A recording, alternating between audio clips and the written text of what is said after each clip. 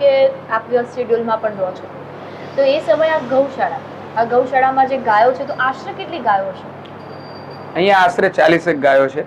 અને અમારે ત્યાં જે હવેલી જેને કહેવાય હવેલી પરંપરા છે, ઠાકોરજીનું મંદિર હોય, સેવા હોય, તો આચાર્ય નિવાસ હોય, તો એમાં ગાયોનું પર્યાપ્ત મહત્વ બતાડવામાં આવ્યું છે.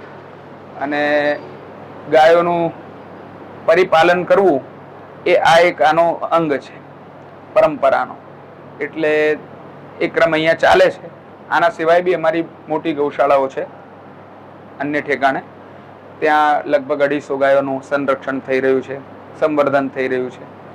અને ગોવંશનું સંરક્ષણ કરવું એ તો બધાનું કર્તવ્ય છે, સનાતન તરીકે પણ. અને અમારા પુષ્ટિ માર્ગમાં તો ગૌ સેવાનું ઘણું મહત્વ રહેલું છે.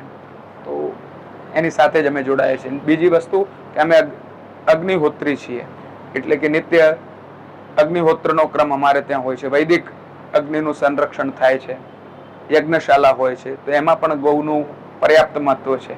તો એ બધી પરંપરાઓનું અહીંયા પરિપાલન થતું હોય છે. આપના પોતાના પ્લેટફોર્મ લલકારને લાઈક કરો, ફોલો કરો, સબસ્ક્રાઇબ કરો અને શેર કરો.